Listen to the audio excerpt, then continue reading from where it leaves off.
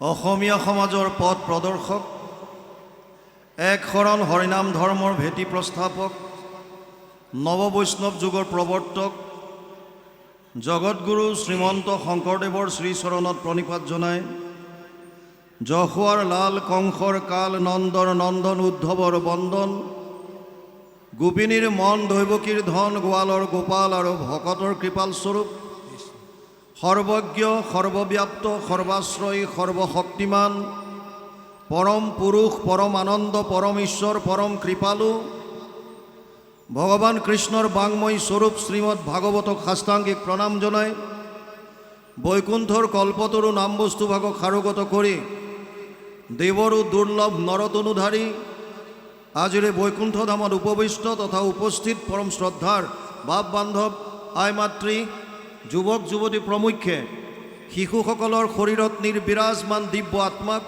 অন্তৰৰ পৰা সেৱা জনায় বিষ্ণু বৈষ্ণৱৰ কথাৰে সমৃদ্ধ ভক্তি জ্ঞান আৰু বৈৰাগ্য বৰ্ধনকাৰী শ্ৰীমদ ভাগৱতৰ কিছু চৰ্চা কৰিবৰ বাবে আগবাঢ়িছোঁ। জয় জয়তে সেৱকীৰ গৃহৰ সকলো সদস্য তথা সদস্যাৰ শ্ৰীচৰণত আমি আমাৰ শ্ৰদ্ধা ভৰা সেৱা নিবেদিছোঁ।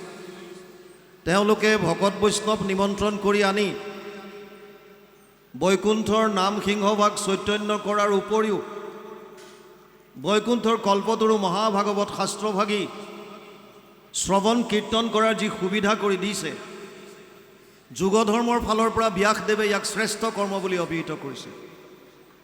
সংস্কৃত ভাগৱতত ব্যাসদেৱে লিখিছে কৃতেয়তে ধ্যায়াত বিষ্ণু ত্ৰেতায়াম যজতে মখে দ্বাপৰে পৰিচৰ্যায়াম কলৌ তদ হৰি কীৰ্তনাত 12:3-52 দ্বাদশ স্কন্ধ 3য় অধ্যায় 52 নম্বৰ শ্লোক ভাগৱত অনুবাদ কৰিছে মহাপুৰুষ মাধৱদেৱে তেওঁৰ অনবদ্য গ্ৰন্থ নামঘোষা যুগধৰ্ম নিৰ্ণয় 399 পদ জোকা। মাধৱ পুৰুষে লিখিছে সত্য যুগে ধ্যান, ত্ৰেতা যুগে যজ্ঞ, দ্বাপৰ যুগত পূজা, কলিত হৰিৰ কীৰ্তন বিনাই আৱৰ নাহিকে দূজা।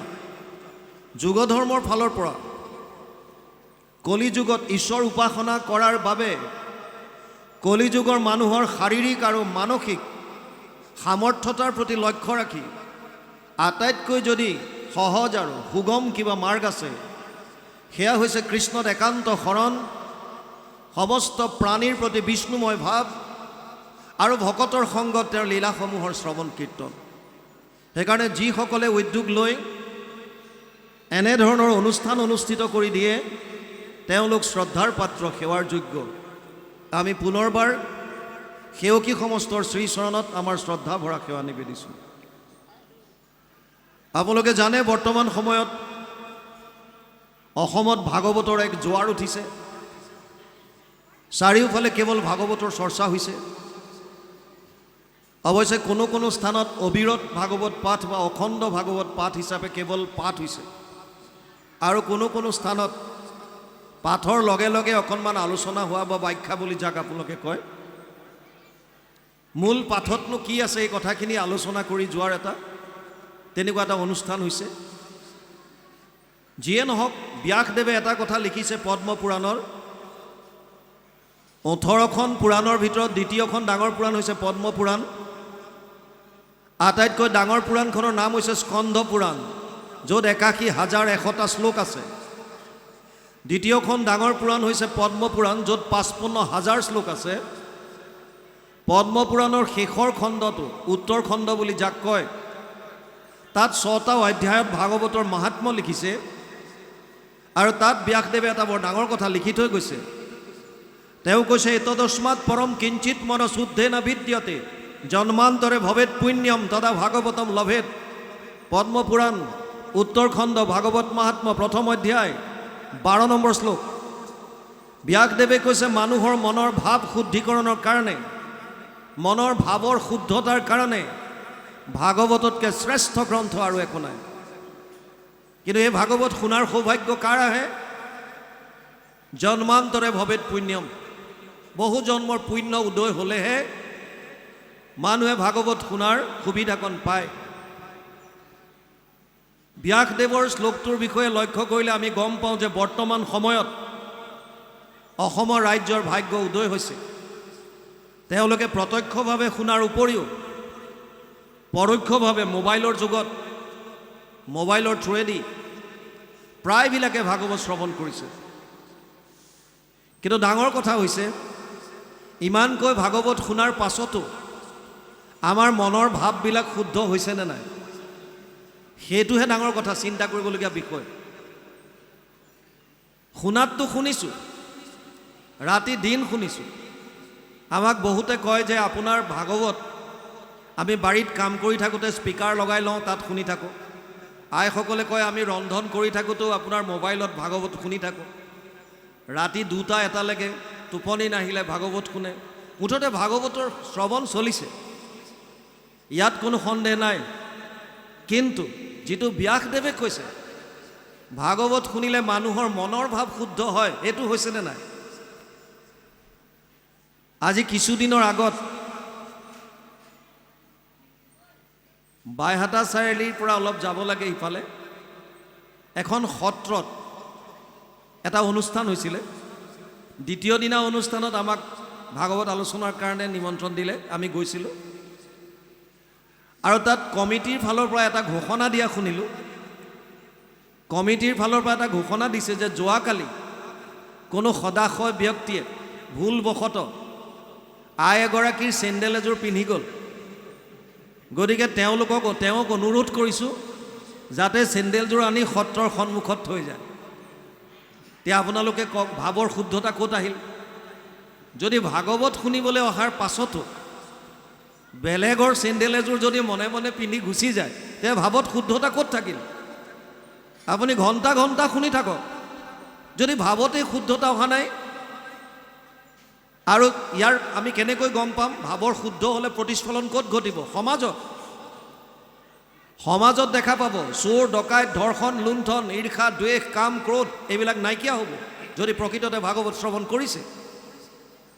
কিন্তু সমাজলৈ যদি আমি চাওঁ তেতিয়া দেখা পাওঁ যে এতিয়াও চোৰ হৈ আছে, ডকাইতি হৈ আছে, ধৰ্ষণ হৈ আছে, লুণ্ঠন হৈ আছে, আৰু আমাৰ মনৰ মাজত ঈৰ্ষা দ্বেষ কাম ক্ৰোধ এইবিলাকে বাহ পাতি আছে। তেতিয়াহ'লে ভাগৱত যিটো ব্যাসদেৱে কৈছে ভাগৱত শুনিলে ভাৱৰ শুদ্ধতা হয়, তাৰমানে মিছা ক'লে নেকি? ব্যাসদেৱটো সাধাৰণ মানুহ নহয়। ব্যাস নামে ভৈলা সত্যৱতীৰ সন্ততি, দেখিলাহা প্ৰজা ভৈলা অতি অল্পমতি, কৰিলা অনেক শাখা চাৰিও বেদৰ, পুৰাণ ভাৰত শাস্ত্ৰ নিৰ্মিলা বিস্তৰ। চতুৰ্বিংশতি অৱতাৰত গুৰুজনাই কীৰ্তনত লিখি যোৱা কথা। ব্যাসদেৱ 24 অৱতাৰৰ ভিতৰত এজন, গতিকে তেওঁ মিছা কথা কোৱা নাই। আৰু এইটো মিছা নহয় যে আমি শুনিছোঁ, আৰু এইটো মিছা নহয় যে আমাৰ মনৰ ভাৱ শুদ্ধ হোৱা নাই।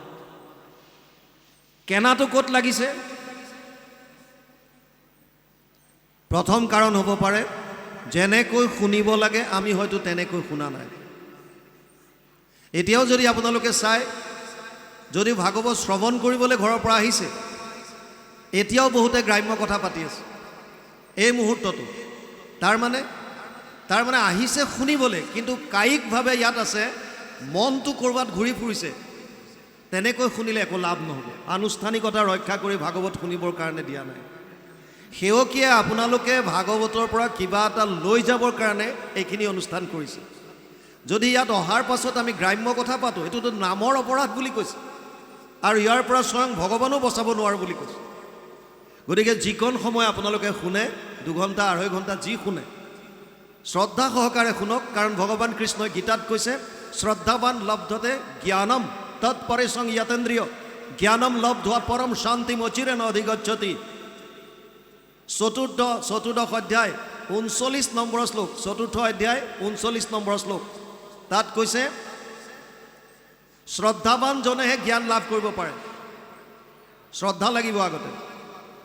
গতিকে শ্ৰদ্ধা কেতিয়া আহিব? যেতিয়া মাহাত্ম্যটো বুজি পাব ভাগৱতত কি আছে। ভাগৱত সমস্ত শাস্ত্ৰৰ সাৰ, সৰ্ব বেদান্ত সাৰম হি শ্ৰী ভাগৱতম ইষ্যতে য়ৈশ্য ৰসামৃত তৃপ্তৈশ্য নানৈন্যত্ৰ ৰতি ক্বচিত। 12, 13, 15 দ্বাদশ স্কন্ধ 3য় অধ্যায় 15 নম্বৰ শ্লোক ভাগৱত অনুবাদ কৰিছে মহাপুৰুষ মাধৱদেৱে ঘোষাত 18 নম্বৰ পদজোকা। তেওঁ লিখিছে সমস্ত বেদান্ত সাৰ মহাভাগৱত শাস্ত্ৰ, ইহাৰ অমৃত ৰস পায় পৰম সন্তোষে পান কৰিলে যিজনে তাৰ অন্যত্ৰ ৰসত ৰতি নাই। আপুনি যদি সন্তোষ মনে শ্ৰদ্ধা সহকাৰে এবাৰ যদি ভাগৱত শ্ৰৱণ কৰে, আন শাস্ত্ৰৰ প্ৰতি মন নাযাব। এই আমি কোৱা নাই, ব্যাসদেৱে কৈছে, মহাপুৰুষ মাধৱদেৱে অনুবাদ কৰি ঘোষাত লিখি যোৱা কথা। শ্ৰদ্ধা আহিবৰ কাৰণে মাহাত্ম্য জানিব লাগে। ভাগৱতত আৰু কি আছে? ভাগৱত ভগৱান কৃষ্ণৰ বাংময় মূৰ্তি বুলি কৈছে, বাণী ৰূপে আছে। তেনেয়ম বাংময় মূৰ্তি প্ৰত্যক্ষ বৰ্ততে হৰি, সেৱাত শ্ৰৱণাত পথত দৰ্শনাত পাপনাশিনী। পদ্মপুৰাণ উত্তৰখণ্ড ভাগৱত মাহাত্ম্য ৩য় অধ্যায় ৬২ নম্বৰ শ্লোক। তাত কৈছে ভাগৱত ভগৱান কৃষ্ণৰ বাংময় মূৰ্তি শব্দ আকাৰে আছে ইয়াত ভগৱান কৃষ্ণ। এই ভাগৱত যদি কোনোবাই শ্ৰদ্ধা সহকাৰে সেৱা এটা কৰিছে, সেৱাৰ দ্বাৰা যদি শ্ৰৱণ কৰিছে, শ্ৰৱণৰ দ্বাৰা যদি পাঠ কৰিছে, পাঠ বা কীৰ্তনৰ দ্বাৰা, আৰু নহ'লে যদি কোনোবাই শ্ৰদ্ধা সহকাৰে দৰ্শন মাত্ৰ পাইছে, ব্যাসদেৱে গেৰেণ্টি দিছে আপোনালোকৰ সমূলনছে পাপ নাশ হ'ব। ভাগৱত এনেকুৱা এখন গ্ৰন্থ, যিখন গ্ৰন্থ যদি নিয়মিতভাৱে আপোনালোকে ঘৰত যদি আৰু অধ্যয়ন কৰে, কথা ভাগৱতস্যাপি নিত্যম ভৱতি যৎ গৃহে তৎ গৃহম তীৰ্থ ৰূপম হি বাসতম পাপনাশনম। পদ্মপুৰাণ উত্তৰখণ্ড ভাগৱত মাহাত্ম্য ৩য় অধ্যায় ২৯ নম্বৰ শ্লোকত ব্যাসদেৱে লিখিছে, ভাগৱতৰ কথা যিখন ঘৰত সদায় হয়, কথা ভাগৱতস্যাপি নিত্যম ভৱতি যৎ গৃহে, সেই ঘৰখন তীৰ্থক্ষেত্ৰলৈ ৰূপান্তৰিত হ'ব আৰু তাত কোনো ধৰণৰ পাপ থাকিব নোৱাৰে। এতিয়া আমি ঘৰত ভাগৱত পাঠ কৰোঁনে নাই? বহু সমাজত নিয়ম আছে বোলে ভাগৱত ঘৰত ৰাখিব নাপায়। বহু ঠাইত নিয়ম বান্ধি দিলে আইসকলে ভাগৱত পাঠ কৰিব নাপায়। ভাগৱতৰ আসনত আইসকলক বহিবলৈ দিলে এইটো বোলে কিবা দিগদাৰ হ'ব। ক'ৰবাত নিয়ম আছে ল'ৰা ছোৱালীক গীতা পাঠ কৰিব নিদিয়ে, অন্ধ হ'ব। কোনোবাই কয় গীতা পাঠ কৰিলে ঘৰ দুৱাৰ এৰি থৈ সন্ন্যাস হৈ গুচি যাব। এই যে অন্ধবিশ্বাসবিলাক আমাৰ মাজত সোমোৱাই দিলে, তাৰ কাৰণে আমি শাস্ত্ৰৰ উত্তম দুখন গ্ৰন্থৰ পৰা বঞ্চিত হৈ গ'লোঁ, গীতা আৰু ভাগৱত। যি দুখন গ্ৰন্থই আমাক জীৱনৰ মাৰ্গ দেখুৱালেহেঁতেন, যি দুখন গ্ৰন্থ সময়ত অধ্যয়ন কৰা হ'লে আমি জীৱনৰ মাৰ্গ বিচাৰি পালোহেঁতেন, সেই দুখন গ্ৰন্থৰ পৰা সামাজিক কিছুমান অন্ধবিশ্বাসৰ কাৰণে আমাক আঁতৰাই থৈ দিলে, যাৰ কাৰণে আজি সৰু সৰু চহৰত ৩খন ৪খন ৫খন ৬খন ২০খন পৰ্যন্ত ৰিহেব চেণ্টাৰ, নিচামুক্তি কেন্দ্ৰ খুলিবলগীয়া হৈছে। অতি পৰিতাপৰ বিষয়, নিচামুক্তি কেন্দ্ৰ খুলিবলগীয়া হৈছে। অকল যুৱকৰ কাৰণে নহয়, গুৱাহাটী হেন জেগাত যুৱতীৰ কাৰণেও নিচামুক্তি কেন্দ্ৰ খুলিছে, ছোৱালীবিলাকৰ কাৰণেও আছে। কিয়? ভাগৱত অধ্যয়ন কৰা হ'লে গম পালেহেঁতেন, প্ৰহ্লাদে কৈছিল, কৌমাৰ আচৰিত প্ৰাজ্ঞ ধৰ্মান ভাগৱতানিহ দুৰ্লভ মানুষ দেহ তত্ৰাপি অধ্ৰুৱম অৰ্থদম ৭৬১ সপ্তম স্কন্ধ ৬ষ্ঠ অধ্যায় ১ম শ্লোক। দুৰ্লভ মনুষ্য জন্ম যিটো পায়া বুদ্ধিমন্ত যেবে হয়, কুমাৰ কালতে হয়া একমত ভকতি কাছৰ হয়, ভাগৱতত লিখা আছে।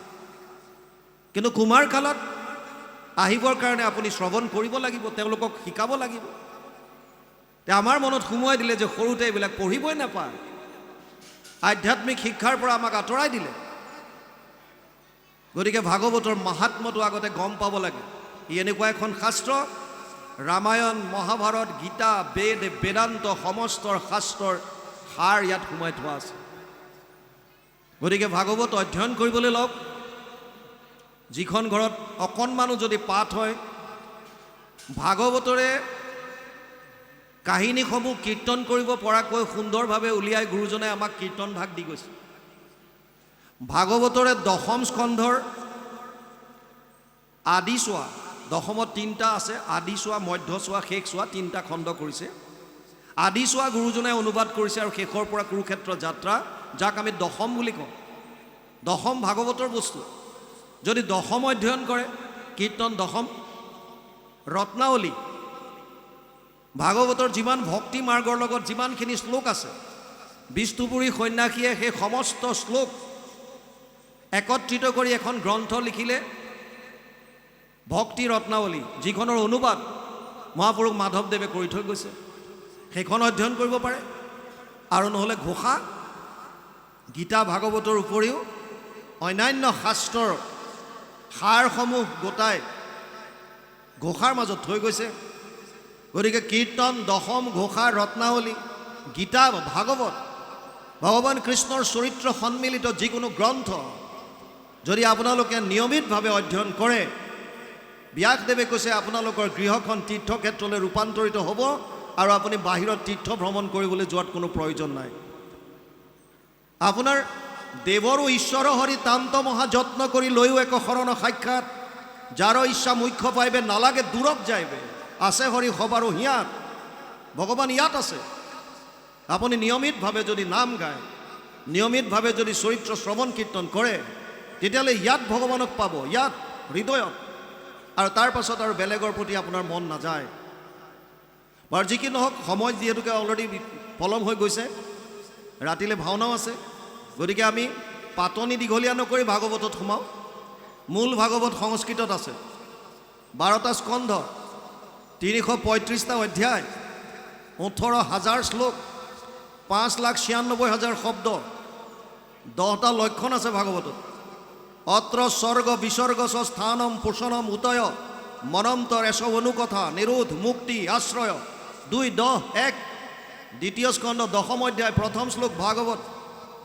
সৰ্গ বিসৰ্গ স্থান পোষণ উতি মনন্তৰ ঈশানু নিৰোধ মুক্তি আশ্ৰয় 10টা লক্ষণ ভাগৱতত আছে। তৃতীয় স্কন্ধৰ পৰা লক্ষণসমূহ আৰম্ভ হৈছে। প্ৰথম আহিছে সৰ্গ। ভাগৱতত কি আছে থুলমূলকৈ বুজি লওক। প্ৰথম আৰু দ্বিতীয় জাষ্ট পাতনি। কেনেকৈ শৌনক আদিয়ে সুতমুনিক প্ৰশ্ন কৰিছে, কেনেকৈ ভাগৱতৰ সৃষ্টি হ'ল, কেনেকৈ পৰীক্ষিতৰ জন্ম হ'ল, কেনেকৈ তেওঁ সাপগ্ৰস্ত হ'ল, কেনেকৈ তেওঁ শুকদেৱে ভাগৱত ক'বলৈ আহিল, কি প্ৰশ্নৰ হাত ধৰি পেলাই ক'লে, সেইখিনি আমি আলোচনা কৰিম দ্বিতীয়ত। কিন্তু আচল লক্ষণ আৰম্ভ হৈছে তৃতীয়ৰ পৰা।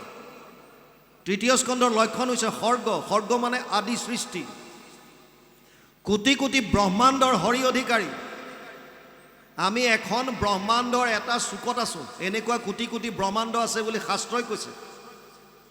এই কোটি কোটি ব্ৰহ্মাণ্ডৰ সৃজন কেনেকৈ হ'ল, এয়া জানিবৰ কাৰণে তৃতীয় স্কন্ধ ভাগৱত অধ্যয়ন কৰিব লাগিব। তাত আপোনালোকে পাব।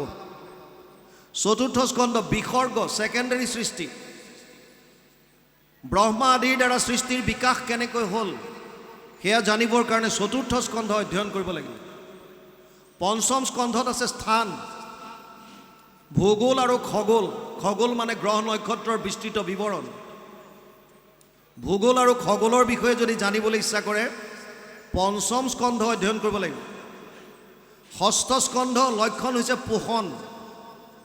কোটি কোটি ব্ৰহ্মাণ্ডত যিমান জীৱৰাশি আছে, ভগৱানে সকলোকে কেনেকৈ পোষণ কৰিছে। বিষ্ঠাৰ গৰ্তত থকা এটা কীটো জীয়াই আছে, তেওঁৰ কাৰণেও খাদ্য যোগাৰ আছে। গছ বন, গছৰ ওপৰত থকা চৰাই চিৰিকটিৰ কাৰণেও আছে, পোক পৰুৱাৰ কাৰণেও আছে।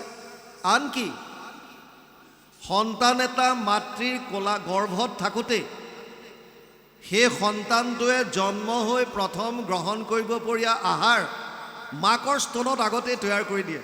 কিমান কৃপালু হ'ব লাগিব। গতিকে সেইজন ভগৱানে কেনেকৈ পোষণ কৰি আছে, বৃত্তাসুৰ বধ, চিত্ৰকেতু উপাখ্যান, অজামিল উপাখ্যান, বিভিন্ন কাহিনীৰ দ্বাৰা বৰ্ণনা কৰিছে। সপ্তম স্কন্ধৰ লক্ষণ হৈছে উতি। উতি মানে বাসনা। আমাৰ তিনি ধৰণৰ বাসনা আছে, দৈবিক বাসনা, আসুৰিক বাসনা আৰু মানৱীয় বাসনা। মহন্তৰ কৃপাত দৈবিক বাসনাৰ উদ্ভৱ হয়, সেয়া বুজাবৰ কাৰণে প্ৰহ্লাদৰ চৰিত্ৰ আনিছে। মহন্তৰ কোপত আসুৰিক বাসনাৰ উদ্ভৱ হয়। কেনেকৈ চাৰি সিদ্ধৰ কোপত বৈকুণ্ঠৰ দুৱাৰপাল জয় আৰু বিজয় সাপগ্ৰস্ত হৈ অসুৰ যোনিত আহিবলগীয়া হ'ল, এয়া সুন্দৰভাৱে বৰ্ণনা কৰিছে হিৰণ্যক্ষ আৰু হিৰণ্যকশিপুৰ কথাৰে। মানৱীয় বাসনাৰ কথা ক'বলৈ গৈ নাৰদে যুধিষ্ঠিৰক বৰ্ণাশ্ৰম ধৰ্মৰ কথা যদিও সংস্কৃত ভাগৱতত 5টা অধ্যায়ত বিস্তৃতভাৱে বিৱৰণ দিছে, অসমীয়ালৈ ইয়াৰ অনুবাদ কৰা নাই। কাৰণ ভক্তি মাৰ্গত বৰ্ণাশ্ৰম ধৰ্মৰ বিশেষ প্ৰয়োজন নাই। বৰ্ণ মানে 4টা জাতি। ব্ৰাহ্মণ ক্ষত্ৰিয় বিষাম শূদ্ৰানাম চ পৰম তপ কৰ্মাণি প্ৰবিভক্তানি স্বভাৱ প্ৰভাৱেৰ গুণেই। অষ্টাদশ অধ্যায় 41 নম্বৰ শ্লোক গীতা। অৰ্জুনক কৈছে, হে অৰ্জুন, ব্ৰাহ্মণ ক্ষত্ৰিয় বৈশ্য আৰু শূদ্ৰ 4টা জাতি মই কৰ্মৰ ওপৰত ভিত্তি কৰি সৃষ্টি কৰিলোঁ। ব্ৰাহ্মণসকলৰ কাম আছিল সম দম তপ শৌচম শান্তি আৰ্জবম এবচ জ্ঞান বিজ্ঞান আস্তিক্যম ব্ৰহ্মকৰ্ম স্বভাবজম। অষ্টাদশ অধ্যায় 42 নম্বৰ শ্লোক গীতা। সম মানে মনৰ ওপৰত সংযম, দম মানে ইন্দ্ৰিয়ৰ দমন, তপ মানে কায় মনো বাণীৰ সহ্য কৰিব পৰা গুণটো ঈশ্বৰ উপাসনাৰ কাৰণে তপ। শৌচম মানে পবিত্ৰতা। দুই ধৰণৰ পবিত্ৰতা আছে। শৌচাংশ দ্বিবিধম প্ৰোক্তম বাহ্যম অভ্যন্তৰম তথা মৃজলাভ্যম স্মৃতম বাহ্যম ভাৱশুদ্ধি তথান্তৰম। দুই ধৰণৰ পবিত্ৰতা আছে, এক হৈছে বাহ্যিক আৰু এক হৈছে আভ্যন্তৰীণ ভিতৰৰ। বাহ্যিক শুদ্ধতা আগতে মাটি পানী দিয়ে হাত ধুই পেলাই চাফা কৰিছিল, এতিয়া বহুত ধৰণৰ কেমিকেল ওলাল। কিন্তু আটাইতকৈ ডাঙৰ শুদ্ধতাৰ কথা কৈছে ভাৱৰ। ভাৱত যদি শুদ্ধতা নাই, বাহ্যিকভাৱে আপুনি যিমানেই নীতি নিয়ম নকৰক কিয়, আপুনি বাহ্যিকভাৱে ধৰ্মৰ নামত ঢেৰ কিবা কিবি কৰি আছে, কিন্তু ভাৱত শুদ্ধতা নাই। কাৰোবাৰ উন্নতি দেখি আপুনি জ্বলে, কাৰোবাৰ ভাল হোৱাটো কামনা নকৰে, তেতিয়াহ'লে আপোনাৰ নীতি নিয়মবিলাকৰ পৰা বিশেষ কাম হোৱা নাই। কাৰণ ভগৱানে কৈছে মইতো সমস্ত প্ৰাণীত আছোঁ, সমস্ত ভূতত ব্যাপী আছোঁ মই হৰি, সবাকো মানিবা তুমি বিষ্ণু বুদ্ধি কৰি। এই ভাৱটোৱে যদি অহা নাই, তেতিয়াহ'লে আপোনাৰ কি পবিত্ৰতা আহিল? আৰু এখন সুন্দৰ সমাজ গঢ় দিবৰ কাৰণে এটা সুন্দৰ মনৰ প্ৰয়োজন। গতিকে মনতেই যদি শুদ্ধতা নাই, তেতিয়া লাভ নাই।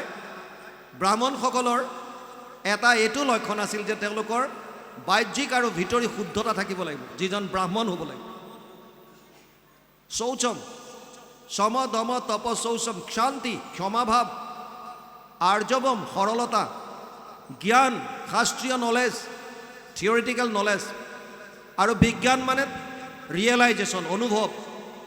মই জনাখিনি নিজে ৰিয়েলাইজ কৰিব পাৰিছোঁ নাই, অনুভৱ কৰিব পাৰিছোঁ নে নাই, উপলব্ধি কৰিব পাৰিছোঁ নাই, আচৰণত আনিব পাৰিছোঁ নাই, প্ৰেক্টিকেল কৰিব পাৰিছোঁ নে নাই। আস্তিক্যম ঈশ্বৰমুখী হোৱা।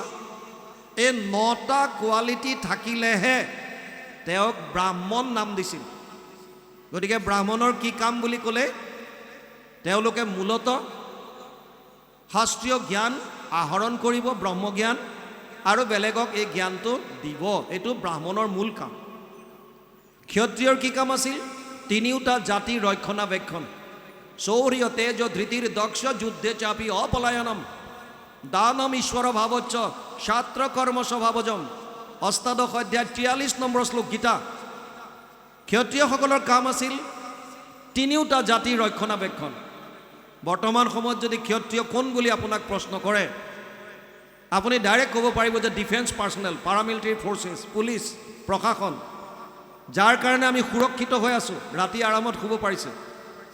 এইসকল ক্ষত্ৰিয় ৰক্ষণাবেক্ষণ দি আছে আমাক। বৈশ্য কাক কৈছিল?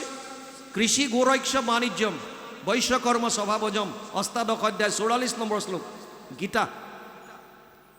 যোনে কৃষি কৰ্ম কৰিছিল, গো পালন কৰিছিল, বেপাৰ বাণিজ্য কৰিছিল আৰু তিনিওটা জাতিক খাদ্যৰ যোগান দিছিল, সেইসকলক বৈশ্য নাম দিছিল। আৰু শূদ্ৰ কোন?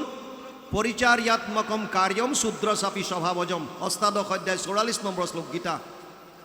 তিনিওটা জাতিক কায়িকভাৱে সহায় কৰিছিল। ইয়াত কোনো উচ্চ কোনো নিচ নাই, ইজন সিজনৰ পৰিপূৰক। পাছত এয়া জন্মগত হৈ পেলাই উচ্চ নিচ ভেদভাৱ আহি গ'ল। সেইকাৰণে মহাপুৰুষ মাধৱদেৱে ক'লে যে নহো জানা আমি 4 জাতি, আমি সেই 4টা জাতিতে নপওঁ। বৰ্ণ আশ্ৰম 4খনৰ কথা কৈছে। আশ্ৰম প্ৰথম 25 বছৰলৈকে ব্ৰহ্মচৰ্য, ব্ৰহ্মজ্ঞান লাভৰ কাৰণে কামনা বাসনাৰ পৰা আঁতৰি থাকি ঈশ্বৰ উপাসনা কৰি তেওঁ জ্ঞান আহৰণ কৰিব, আধ্যাত্মিক জ্ঞান। মই কোন, ক'ৰ পৰা আহিলোঁ, কি কৰা উচিত, ক'লে যাম, ভগৱান কি, ব্ৰহ্ম কি, পৰমাত্মা কি, আধ্যাত্মিক জ্ঞানখিনি লাভ কৰিব। আৰু তাৰ পাছত তেওঁ গাৰ্হস্থ্য ধৰ্মত প্ৰৱেশ কৰিবৰ কাৰণে উপযুক্ত হ'ব। তেতিয়া তেওঁ গাৰ্হস্থ্য ধৰ্মত প্ৰৱেশ কৰিব পাৰিব। কিন্তু গাৰ্হস্থ্য ধৰ্মত প্ৰৱেশ কৰাৰ পাছতো তেওঁ গোটেই জীৱনটো তেনেকৈ থাকিবলৈ দিয়া নাই। আশ্ৰমৰ ধৰ্মত আছে তেওঁ 25 বছৰ গাৰ্হস্থ্য ধৰ্ম পালন কৰিব পাৰিব, অতি 25 years। প্ৰথম 25 বছৰ শিক্ষা আহৰণ কৰিলে, জ্ঞান ল'লে, তাৰপিছত 25 বছৰ গাৰ্হস্থ্য ধৰ্মত প্ৰৱেশ কৰি সন্তান জন্ম দিলে। 50 বছৰত ভৰি দিয়াৰ লগে লগে তেওঁ ঘৰ দুৱাৰ বাদ দিব লাগিব, বনলৈ গমন, বানপ্ৰস্থ ষ্টাৰ্ট। কিমান দিন? 25 বছৰ। পতি পত্নী লগত থাকিব, একেলগে ঈশ্বৰ উপাসনা কৰিব বনত। 75 বছৰ ভৰি দিয়াৰ লগে লগে পত্নীৰ লগতো কোনো কানেকশ্যন নাই। নিজে নিজে নিজৰ কেনেকৈ মই পৰমাত্মাৰ লগত নিজক সংযোগ কৰিব পাৰোঁ সেই বিষয় লৈ তেওঁলোকে চিন্তা কৰিব। শেষৰটো সন্ন্যাস, সংগ চব ত্যাগ কৰি কেৱল অকলে পৰমাত্মাৰ লগত কানেকশ্যন কৰিবৰ কাৰণে তেওঁলোকে চেষ্টা কৰিব। এইটো আছিলে নিয়ম। 50 বছৰত বনলৈ যাব লাগিব। কিন্তু যিটো আমাৰ গুৰুজনাই যিটো ধৰ্ম দিছে, তেওঁ কৈছে যে দেৱৰ ঈশ্বৰ হৰি তান্ত মহা যত্ন কৰি লৈও এক শৰণ সাক্ষাৎ, যাৰ ইচ্ছা মুখ্য পাইবে নালাগে দূৰত যাইবে, আছে হৰি সবাৰো হিয়াত। ঈশ্বৰ ইয়াত আছে যদি আকৌ বনত বিচাৰি যাবৰ কি প্ৰয়োজন আছে? সেইকাৰণে মাধৱ পুৰুষে লিখিছে, নহো জানা আমি চাৰি জাতি, চাৰিও আশ্ৰমী নহো আতি। সেইকাৰণে ইয়ালৈ অনুবাদ কৰা নাই। আমাৰ জাতি কি? দাসৰো দাস টানো দাস ভৈলো আমি একেবাৰে দাস, তুমি আমাৰ স্বামী, বছ এটাই জাতি। সেইকাৰণে এইখন সমাজ পাইছে। আজি ইয়াত উচ্চ নীচ জাতিভেদ নাই। কোনেও ক'ব নোৱাৰে এজন কোটিপতি, এজন দীন দৰিদ্ৰ, এজন জ্ঞানী, এজন অজ্ঞানী, নাই, একো নাই, চব সমান, চব একেলগে বহিছোঁ। এই সমাজখন যে দি গৈছে গুৰুজনাই, এইটোৱে ডাঙৰ অৱদান। ইয়াত উচ্চ নীচ জাতিভেদ নাই, ধনী দুখীয়াৰ কথা নাই, এই সমান সকল ভক্তি মাৰ্গত এইটোৱে বিশেষত্ব।